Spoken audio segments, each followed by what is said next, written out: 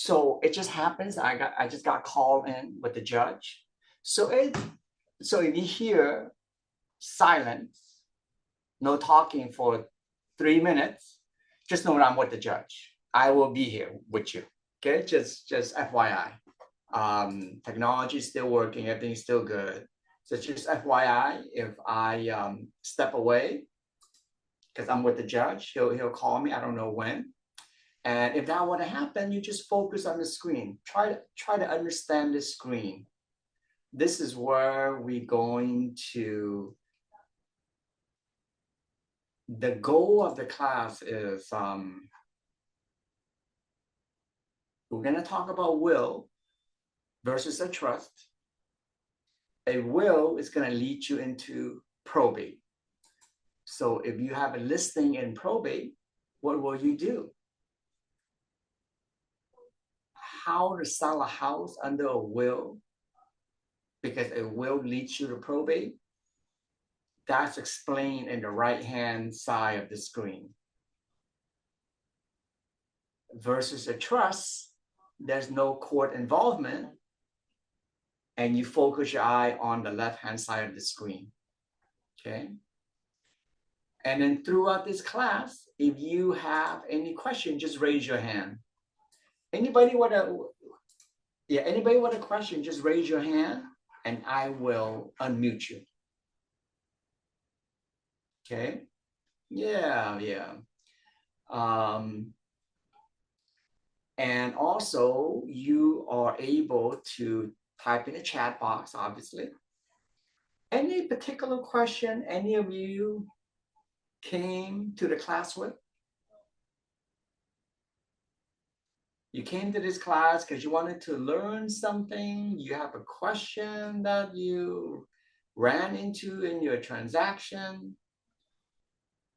Raise your hand or type in the chat box and I will answer. Okay? Yeah. Okay. So,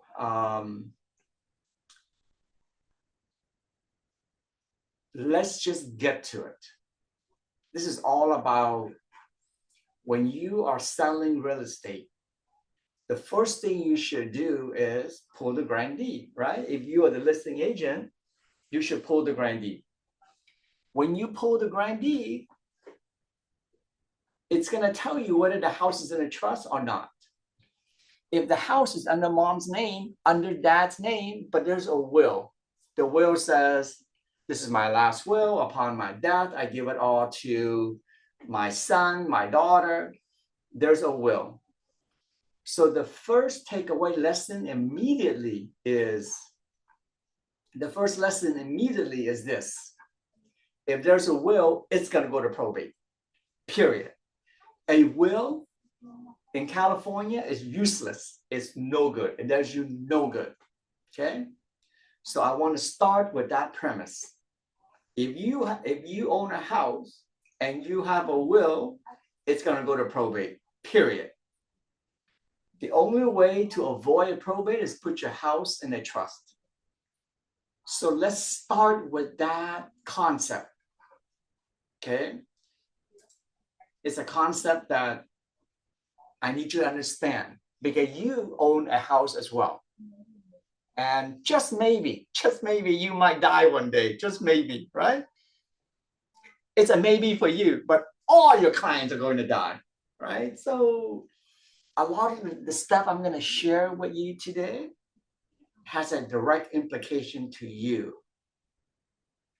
Even if you never going to have a listing involving someone who passed away, you're going to pass away. So this class indirectly is going to answer some of your own personal questions. You own a house. How does that house get passed down to my children in the most efficient manner? Okay. All right. So that's the first thing you do. The first thing you do is if you receive a phone call, someone passed away, you're going to get the grand deed. The grand deed is going to point to you, hey, if the house is in a trust, that's great. No probate needed. If the house is in a trust, the successor trustee is going to need to sign your listing agreement. Okay, that is going to be the first main point. The first main point, if the house is in a trust, you're going to need the successor trustee on your side to sign your listing agreement. When you go draft a trust, you are the initial trustee. When you draft that trust, you say, hey, for example, I have 4 children. I love them all equally. Upon my passing, let's say choose my daughter to be the successor trustee. Okay, that daughter would sign with the listing agent, sign with the realtor, the listing agent, sell the house, and they buy lot 4. Okay, so the house is in a trust, successor trustee. Hi, good morning. This is Judge Hartman. Is your best friend. Started with the 10 o'clock calendar. Let me numbers 12 and 13. let me step away to take this call, and I'll be right back. Jack, good morning. Why don't you state your name for me? Good morning. Denise Jackson. Thank you. And Mr. Horn, good morning. Yes, good morning, Your Honor. Paul Horn. Thank you very much. All right. Mr. Chairman, Yes. can I have a continuance? Because I have the lawyer down. I was wondering if I could get.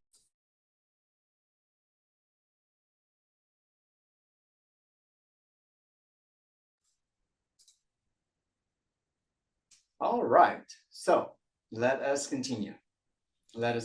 So going back to this slide, if the house is in a trust, okay, so just to recap, where are we? Right? If you're listing, that's your listing, someone died, okay, and the house is in the trust, you want to know who is the successor trustee. And how would you know that? The children would have to give you a copy of the trust. They give you a copy of the trust. The trust is going to identify who is the successor trustee. Okay? My question to you, and type in the chat box your answer. My question to you, you pull the grandee. Someone passed away, that's your client. You pull the grandee. The house is in the trust. The grandee shows the house is in the trust, but they cannot find a copy of the trust. What do? The house is in the trust. You have heard that if there's a trust, there's no probate, but you cannot find a copy of the trust. Diana on the chat says, let's call the title company. You call the title company says, sorry, Diane, can't help you. We don't have a copy of the trust. What do you guys think? The house, the grandee shows the owner of the trust. You just cannot locate a copy of the trust. What happened? Any other answer? Any other guess? Type it in the chat box. Any other guess? Oh, Nancy says, yo, Paul, just call the trust attorney, dude. We called the trust attorney, Nancy. He's dead. Thank God, Nancy. These shark died too, right? Thank God they died. Well, they're dead, Nancy. The lawyer died too, right? Now what? The lawyer's dead. Can't find a copy. What do? The house is in the trust. There's no probate needed. But we just cannot find a copy of the trust. Any other guess? Type in the chat box. Any other guess for me? Any other guess? So the answer, too bad, so sad, it goes to probate. Too bad, so sad, welcome to probate. Okay. But then you said, oh, stop. My mom created a trust just to avoid probate. But now you tell me I have to go to probate. That is so unfair. Well, here's why you need a copy of a trust. Not you, not escrow, not me. The title company needs to know who is the legal person to sign the grant deed to your buyer. If the title company do not have a copy of the trust, and a copy is good enough, if the title company don't have a copy of the trust, it goes to probate. Okay? Are we clear on that? Do you have any question? Raise your hand and I will unmute you. Any question on that? If you have a trust, make sure you keep a copy. If you don't have a copy, too bad, so sad, welcome to probate. Okay? All right. If you have a question, guys, raise your hand, or else this class is going to go by real fast and we're going to end this class. So ask question if you don't understand anything, okay? If something is kind of murky to you. Yeah. So a copy is good enough, like a PDF copy is good enough. PDF, like a scanned copy, a physical copy is good enough, okay? When you create a trust, when you go see a lawyer,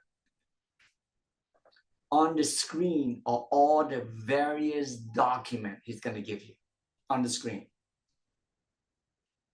When you go see a lawyer for an estate planning, aka create the trust, he will give you a copy of the trust.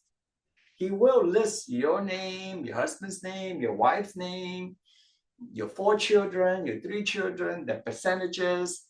A good trust is going to say, hey, if my children die, give it to my grandchildren. A good trust will say, hey, if my children were to get a divorce, the spouse cannot touch this. So that's the trust. The trust is a private document. It never goes to the title company. It does not get recorded. Okay? It is your responsibility to keep a copy of the trust. It is not recorded. The only thing that gets recorded is the trust transfer deed, the grant deed. The title company are only going to have anything that's recorded at the county recorder, like a grant deed. And a trust is never recorded. A trust is a private document. It says you have 6 children. It says you have 3 from a prior marriage. It says your 4th son is a drunk, is a drug addict, but you love him so much. So his share gets to stay in a particular manner to take care of him. A trust is a private document where we don't want the world to know how many houses we own. We don't want the world to know the intricacy of our business, of our family. That's why a trust is never given out to the public, aka the county recorder, aka the title company. Are we clear on that, guy? It's a very important point to understand. On the screen, the only thing that gets recorded is one piece of paper, the grant deed. That's it. Okay. All right. So that's how you handle selling a house in a trust. Okay. So when we talk about the difference in a will and a trust allows you to not deal with the court, deal with the probate court. Okay. If all you have is a will guarantees you, absolutely, you end up in probate court. So I want to shift your attention to what's on the screen. So far, we've said, hey, if the house is in a trust, you follow this roadmap that's on the screen to your left. successor trustee signs your listing agreement. If all you have is a will, the will says when I pass away, give it to my 4 children. It has to go to court. It has to go to probate. Okay, I want to get that point very clear to you. If all you have is a will only, you don't have a trust. If all you have is a will, it's useless. If all you have is a will, too bad, so sad, welcome to probate. Now, if you like your children paying probate costs and delays, wonderful, just get a will, right? But that's not the gold standard when we're talking about estate planning. Okay. It's your listing. There's a will. It's going to go to probate. In a probate, your personal representative signs your listing agreement. Your personal representative. Okay. In a probate, there's 2 types of authority: full authority, limited authority. If it's full authority, you follow the roadmap that I've shown you on the screen. Probate takes at least a year to complete, but you're able to sell this house while the probate is active. Okay. So 90% of all probates are full authority. You see number 1 where it says order for a probate and it has the word attorney right next to it? The lawyer will give you that legal form called order for probate. Number 2, you see on the screen where it says letter and it has the word attorney next to it? The attorney will give you that legal document as well. So in a probate, if it's full authority, and 90% of all probates are full authority, once you have these 2 forms, you go to step number 3, you can sign the listing agreement. And right next to it says realtor, that's you. Sign the listing agreement. And number 4, accept an offer. Right next to it says realtor, that's you. Accept an offer. Number 5, you're going to give that accepted offer to the lawyer. He's going to do the notice of proposed action for you. He's going to do that. 15 days later, you close escrow. That's how you handle a probate with full authority. The next time someone passes away, by the way, all of you, just so it's convenient, should pull out your Kodak phone and take a picture of the screen. It's a Kodak moment, okay? Take a picture of what's on the screen. Okay. The other 10% of probate happens to be limited authority. If it's limited authority, you follow what I listed out for you, the flow chart, the roadmap for you on the lower right-hand corner. Okay? All right, now, so you're selling a house, you have situated, whether it's in a trust, whether it's in a probate, you sell the house. Quite often, well, actually all the time, the question is going to come up about taxes, right? Because let's say mom bought this house in Laguna Niguel for $300,000, and now that house, you know, she bought it 40 years ago. Now that house, 40 years later, she passed away, and that house is worth, let's say, $3 million, for example. You're selling it for $3 million. You're selling it for $3 million. Mom only bought it for $300,000. You're selling it for $3 million. This is after mom died. Are there any taxes? The answer is no, because of the step up in basis. A very, very powerful concept. This is your biggest tax break out there for you, for your children. You pass away, the house is bought a long time ago for a very cheap price. The house is 10x, 5x, whatever it is. After mom passed away, let's say the house is in a trust, you sell it for the children, no capital gain. The step up in basis. If you get nothing else from this course, nothing, right? You learn nothing from this course. Learn this. You own that house. if you want to pass that house to your children tax-free, meaning if they sell it, they don't pay any capital gain, just make sure you don't add their name onto the grantee.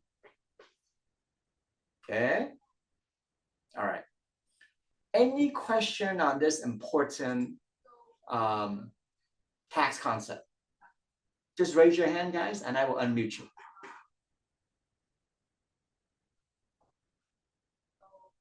Okay.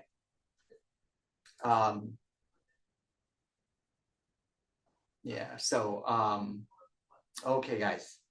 So this is all being recorded. Someone asked in the chat, are they getting a copy of the slide deck? The answer is no. The slide deck is very technical, a lot of law involved. You don't need that, okay? Just watch this webinar over. If you have any question, raise your hand and I will unmute you, okay? Yeah. Frank asks, when is court confirmation necessary in the probate? Frank, you're gonna go back, you're gonna pull up your Kodak phone, right? You're gonna pull out your Kodak phone because you have taken a picture of the Kodak moment. And when we look at probate limited authority, when you go down that flow chart, Frank, on the screen, when you go down that flow chart, you're gonna see court confirmation is required when a probate is limited authority. And only 10% of all probates are limited authority.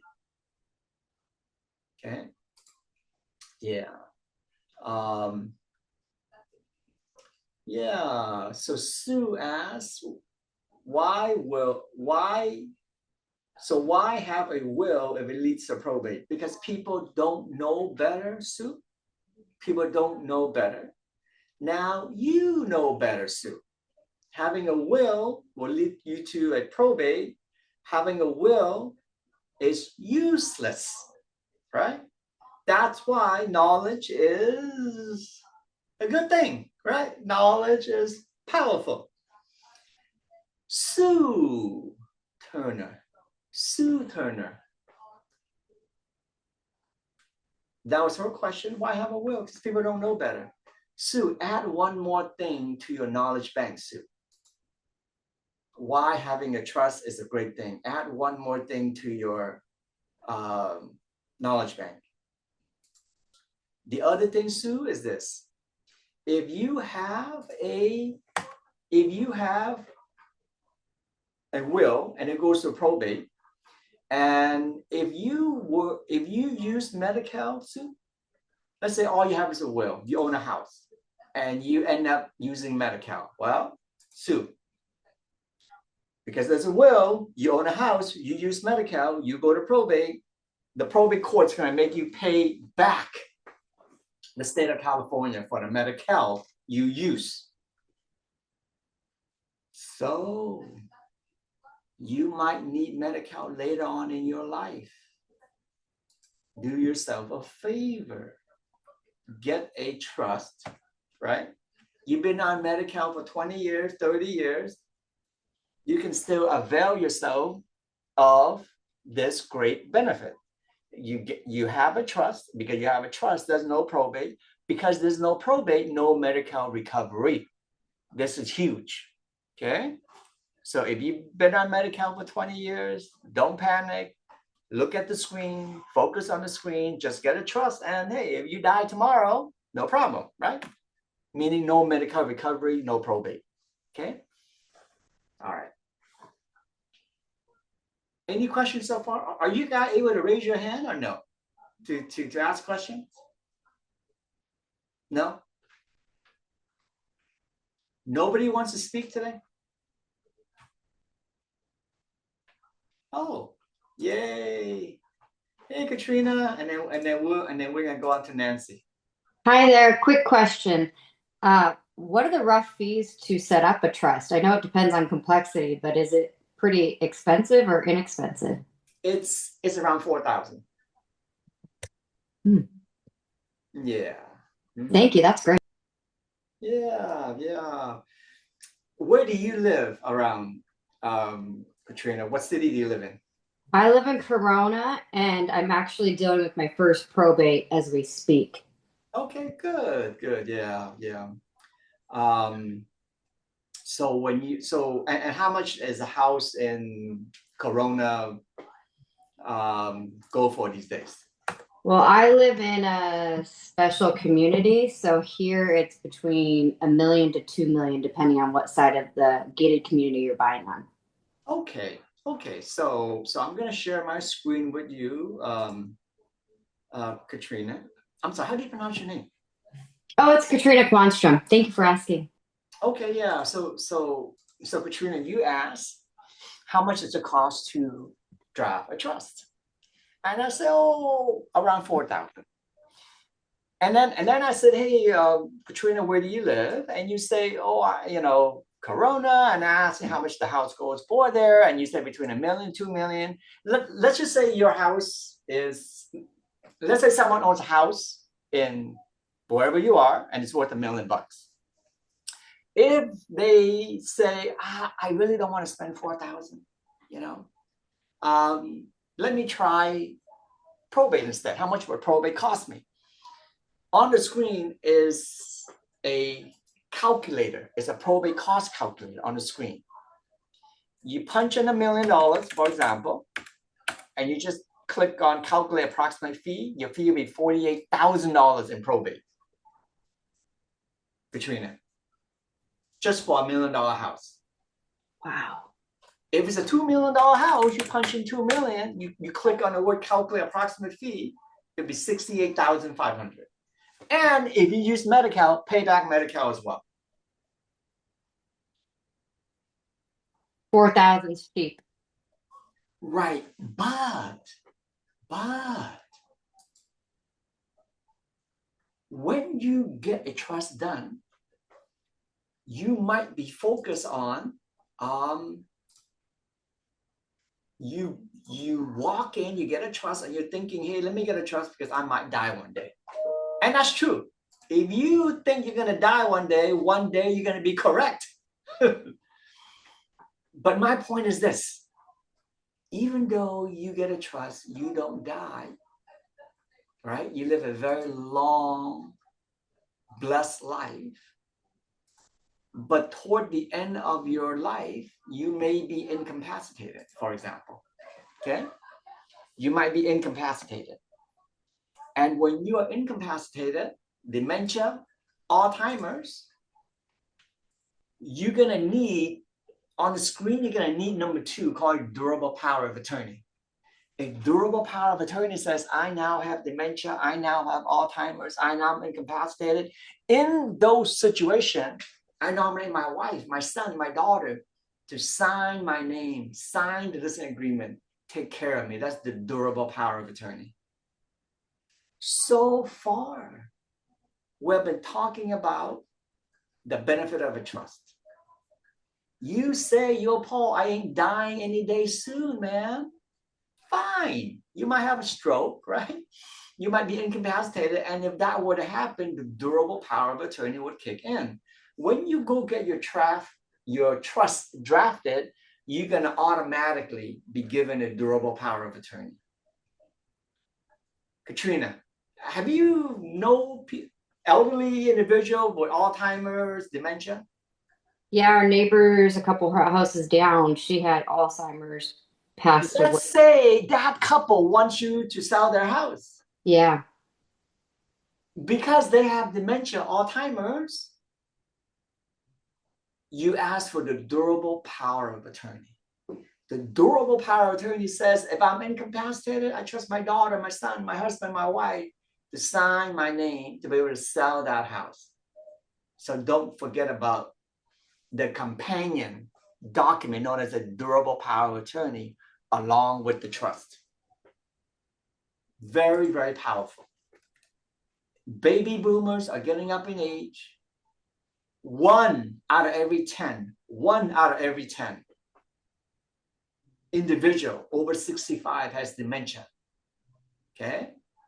And when you meet that seller, you're going to want to make sure that you see the durable power of attorney so that you don't get caught in a lawsuit because you have mom who signed a listing agreement, complete escrow when she has dementia or Alzheimer's.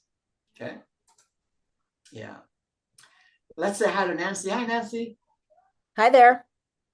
Hi. My question is, what would trigger someone to have limited authority in probate versus full authority? Like, what's the difference, and how is that determined? Yeah, so the probate attorney drives the bus. The probate attorney is the one that's going to put all the paperwork together. The reason why the 10% is going to come is going to be almost because that lawyer, your probate attorney, probably was not experienced enough to navigate the court system, where he doesn't know better. If there's a house that's asked for full authority, or there's some obstacle he's unable to maneuver. Let's say that son who wants to be in charge has bad credit. An experienced attorney can overcome those obstacles so that the judge will allow that personal representative to be granted with full authority, Nancy. Okay. And is the full authority the administrator? Yes. Okay. Okay. I have one right now where it's in probate and the sister is petitioning through her attorney to become administrator. So I just didn't know. I'm sure it's full authority. Good, but you want to make sure that's Yeah. the case. Yeah. So now I'll ask the attorney and make sure. Yeah, because why? Because in a full authority transaction, it makes your life a lot easier. When it's a full authority transaction, Nancy, you just follow the roadmap you see on the screen.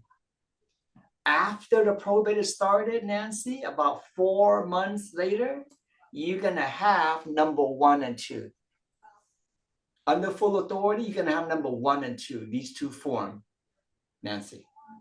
Okay. 4 months from now, you're gonna get a legal document known as order for probate, which I listed there for you. You're gonna get another form from the lawyer called letters. This is 4 months from now. When you get it, then that daughter, if it's full authority, can sign your listing agreement. You can immediately accept an offer, no court confirmation, no court involvement. And then number 5, the lawyer, once you have the offer, you give it to the lawyer. The lawyer is gonna draft something called a notice proposed action, where he sends it out to all the heirs saying, hey, we're selling this house for $600,000. If no one objects, 15 days later, you close escrow. Okay. Because you have a listing coming up, I highly recommend you do this. I highly recommend, Nancy, I highly recommend you do this. I highly recommend that you go to my website. You click on the button that says probate. And because probate takes a year to do, I have 3 videos for you to watch, Nancy. The first video is what happened in the first 3 months of a probate. Paul, you said that, I have to wait 4 months to get this thing called order for probate and letters.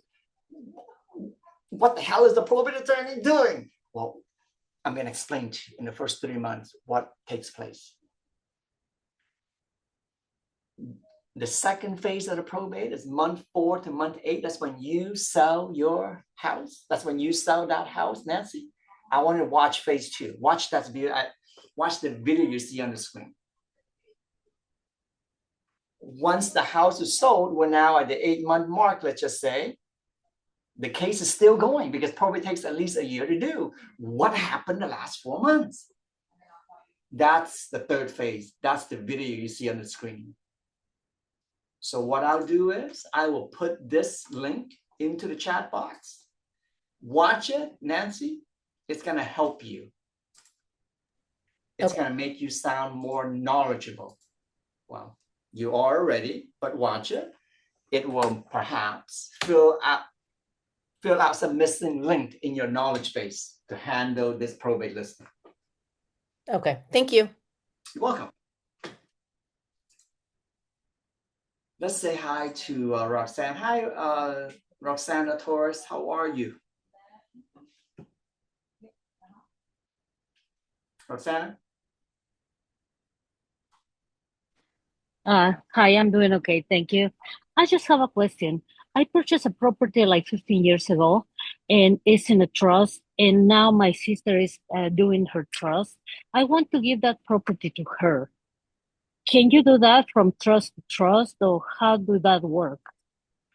You bought this property 15 years ago, right? Yes. You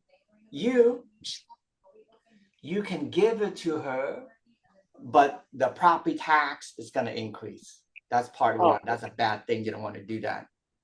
Part two, you give it to her. If she sell it, she's going to pay capital gain. The better way to do it, leave it in your trust. When you die, it goes to her, and she sell it, she gets to step up and basis no capital gain. Roxana. Okay. Okay. But she kind of wants what I promised her. She wants the property right now under her name. It doesn't matter if she's gonna lose or not. Do I need to do the 709 form and just give it to her right now? Yeah, you She- can. Yeah. Yeah. So you give it as a gift. Your CPA will just need to file a gift tax return. There's no tax on it, and then be ready for the property tax reassessment. How much property tax are you paying right now? Probably $2,000. It's gonna be Alright. like $7,000. But she wants the property, like she really wants her under her Great. name. Here's So your ridiculous. here's your property, and enjoy the new $7,000 property tax. Yeah. Okay. Make Okay. California great again by paying more taxes, Roxana. Yeah. Just kidding. So Yeah, not funny, yeah. huh, Roxana? Yeah, the thing is, she's doing a living trust for his son in case something happens to her. She's not in a healthy condition, and she wants to leave it in the trust for his son. Sure. All right. Well, I mean, look, Okay. but I highly suggest, go see your CPA, go see an estate planning attorney. Okay. Yeah. Okay. Perfect. Thank you so much. Let's say hi to Chemo. Hi, Chemo. Chemo. Jared. How are you?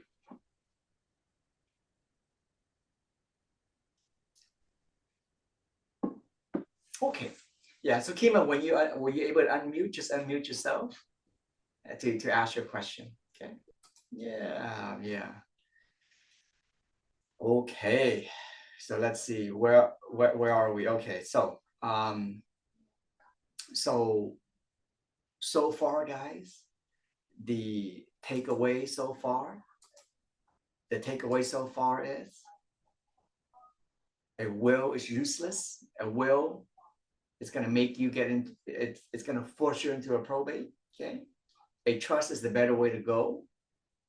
All right. And let's see here. Let me do this. If you have a will, you're going to end up in probate. And when you end up in probate, if you ever find yourself in a probate, let me give you some checklists. If you find yourself in a probate,